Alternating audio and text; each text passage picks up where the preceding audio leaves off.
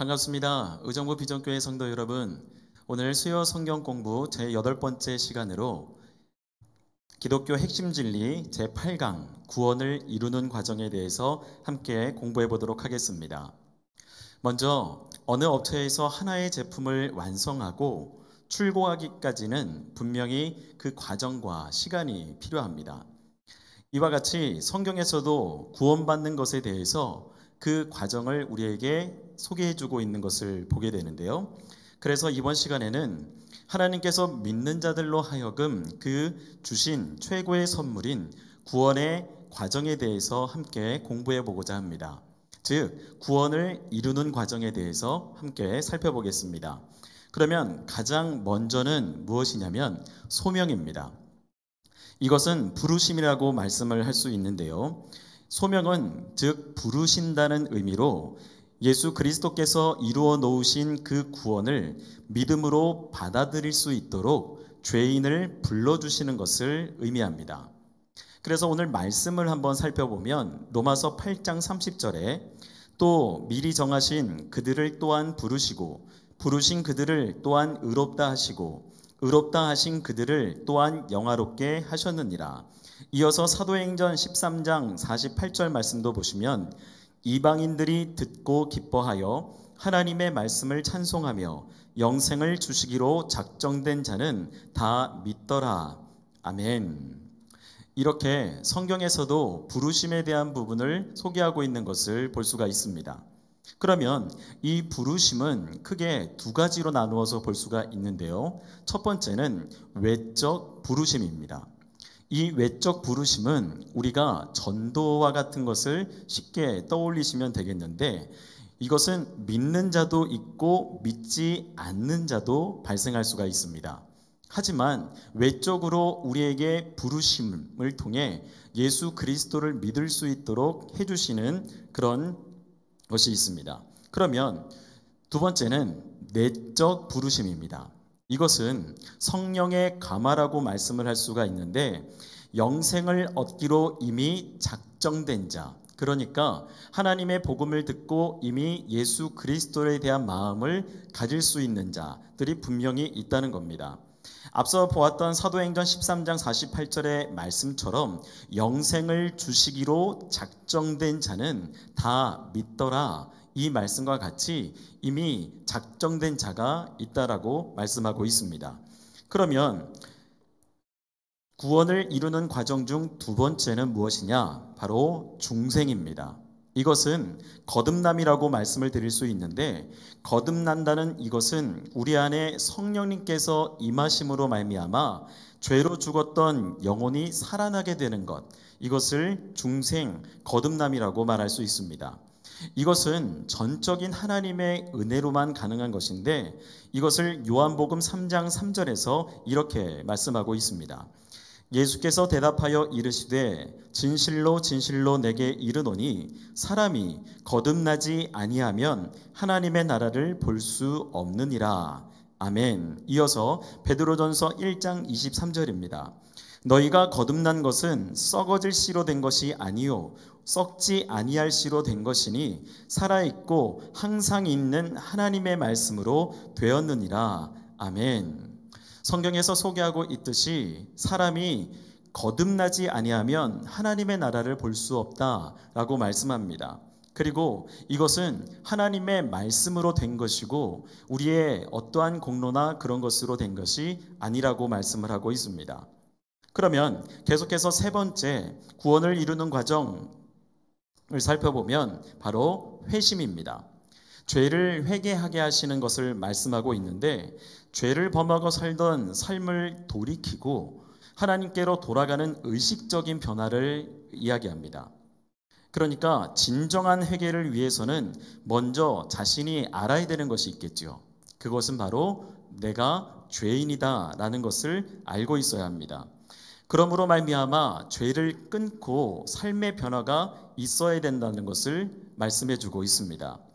구원에 이르는 회개는 단회적이라고 이야기할 수 있지만 그 성화의 과정 가운데서 죄를 짓고 회개하는 것은 반복적으로 나타날 수 있습니다.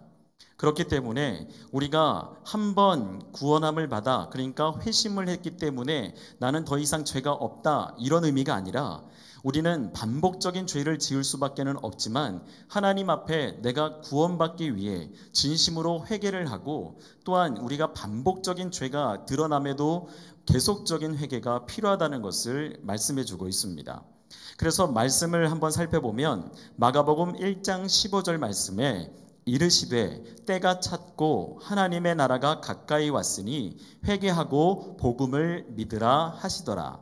그리고 또한 이와 같이 세례 요한과 예수 그리스도께서 말씀하신 부분들이 있습니다.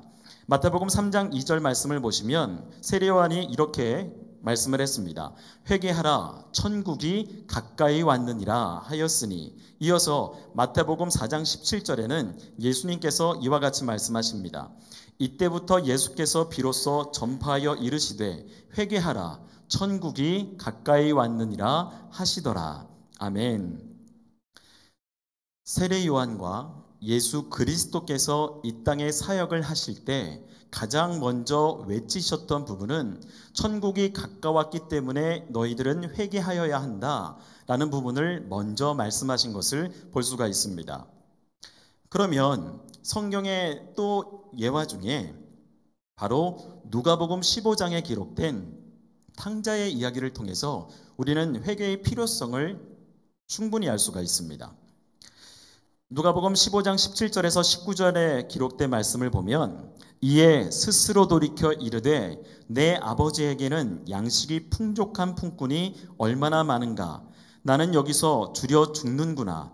내가 일어나 아버지께 가서 이르기를 아버지 내가 하늘과 아버지께 죄를 지었사오니 지금부터는 아버지의 아들이라 일컬음을 감당하지 못하겠나이다. 나를 품꾼의 하나로 보소서 하리라 하고. 아멘.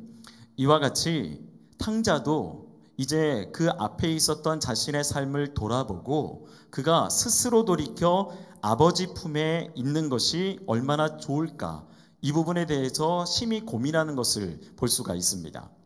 그렇기 때문에 지금 탕자의 이야기와 같이 죄를 알고 내가 죄인인 것을 알고 스스로 돌이키는 것, 그래서 하나님 앞으로 나아가는 것은 너무나 필요한 과정 중에 하나가 될 수 있습니다.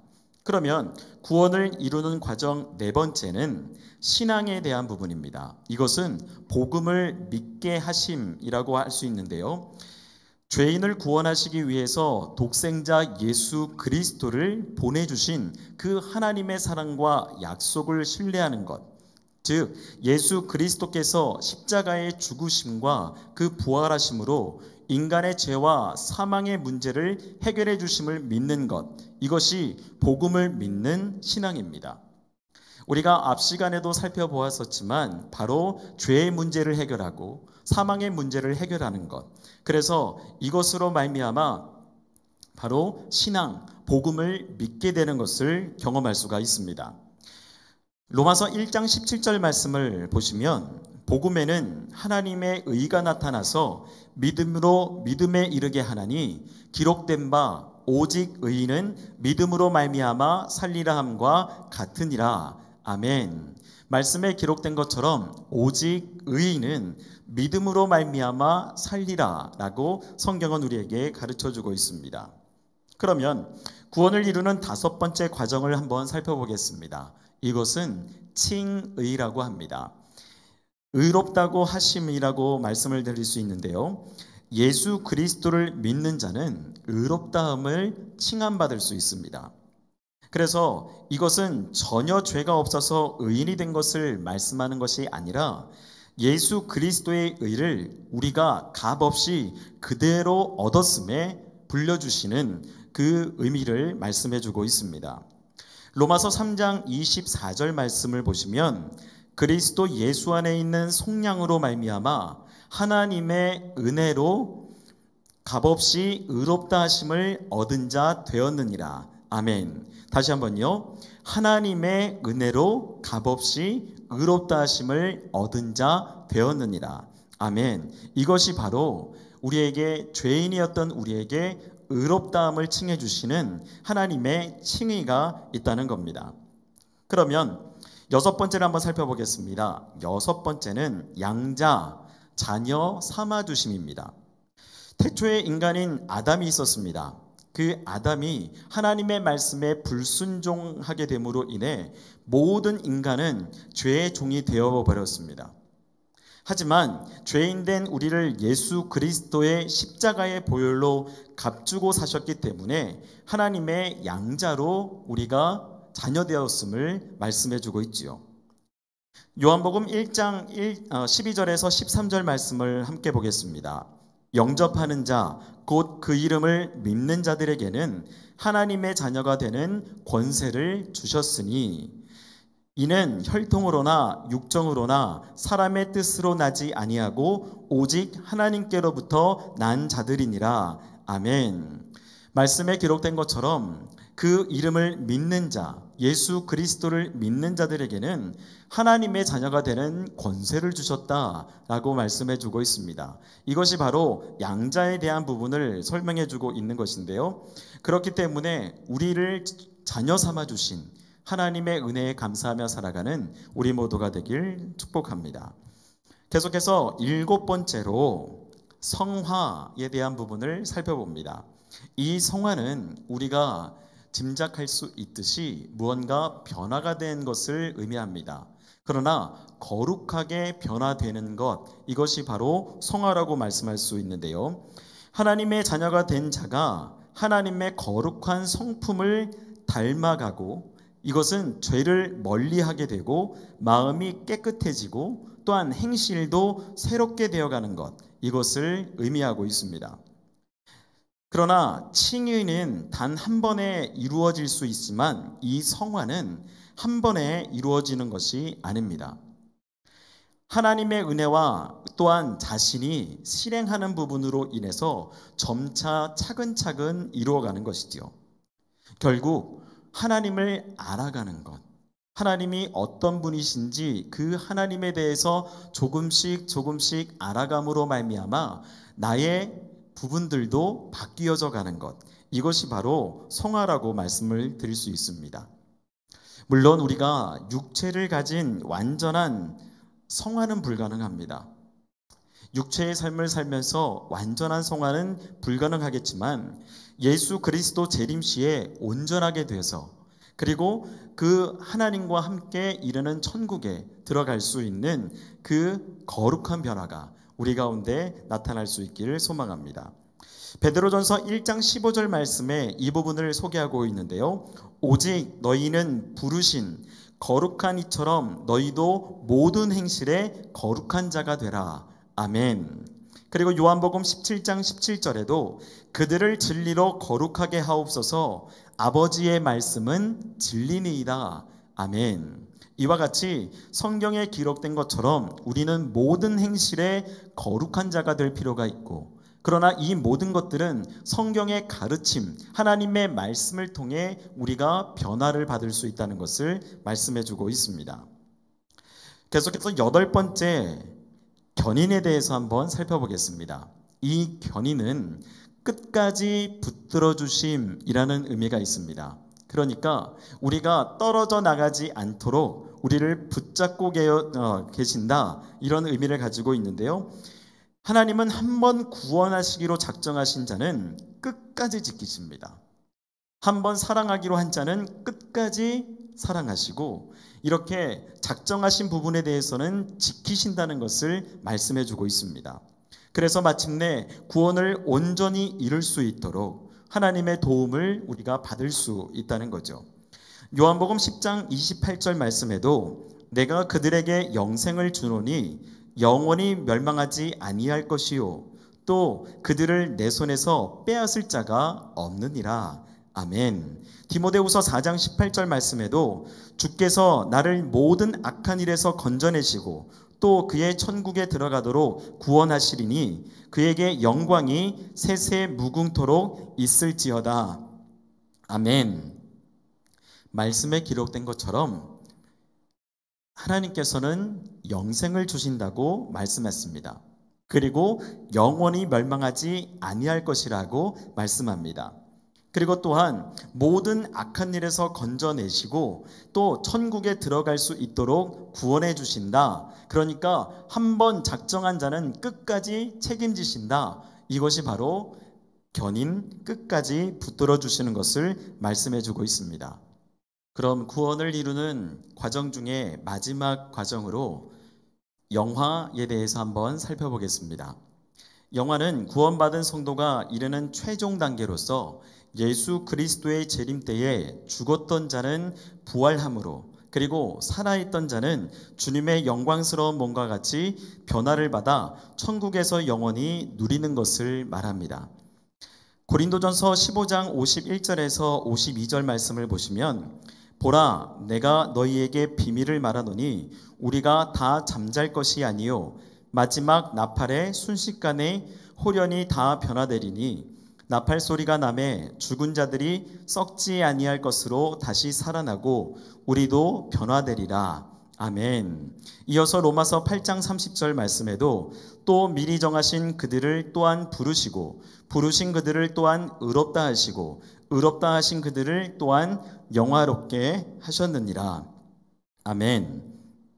이처럼 하나님께서는 믿는 자들을 통해 구원의 여러 가지 과정을 소개해 주셨습니다. 말씀을 통해서 우리에게 보여주신 것과 같이 이렇게 하나님께서는 구원을 이룰 수 있는 과정과 같은 것들을 말씀해 주실 때 이 땅을 밟고 살아가는 성도들이, 하나님의 자녀들이 이와 같은 모습으로 살기를 원하시는 것들을 볼 수가 있습니다. 우리가 물론 구원을 단순하게 생각을 하면 그냥 단순하게 받는 것이라 생각할 수 있지만 그 안에는 우리가 지키고 행해야 되는 부분들이 있다는 것을 하나씩 점검해 보았습니다. 이처럼 우리가 구원을 이루는 과정들을 잘 기억하시고 이 과정들로 말미암아 또한 이 땅에서의 삶을 변화 있는 삶으로 살아갈 수 있는 우리 모두가 되길, 그리고 구원함을 받는 우리 모두가 되길 축복합니다. 함께 기도하겠습니다. 사랑과 은혜의 하나님 아버지, 감사합니다. 오늘도 우리에게 귀한 말씀을 통해 가르쳐 주시고 구원을 이루는 과정을 알 수 있도록 하여 주심을 감사합니다. 하나님의 부르심에서부터 그리고 영화롭게 하심까지 이 모든 과정 중에 우리들이 거할 수 있도록 인도하여 주시고 성령님과 함께 동행함으로 말미암아 하나님의 은혜로 살아갈 수 있는 우리의 삶의 모습들이 될 수 있도록 함께하여 주옵소서. 더불어 하나님을 믿는 자로, 하나님을 섬기는 자로 부끄럼 없이 살아갈 수 있는 우리 모두가 되게 하여 주시기를 원합니다. 이 땅에서의 삶을 살아가는 동안 하나님의 자녀답게 살아갈 수 있도록 우리를 도와주시고 함께하여 주옵소서. 이 모든 말씀 우리를 구원하신 예수 그리스도의 이름으로 기도합니다. 아멘.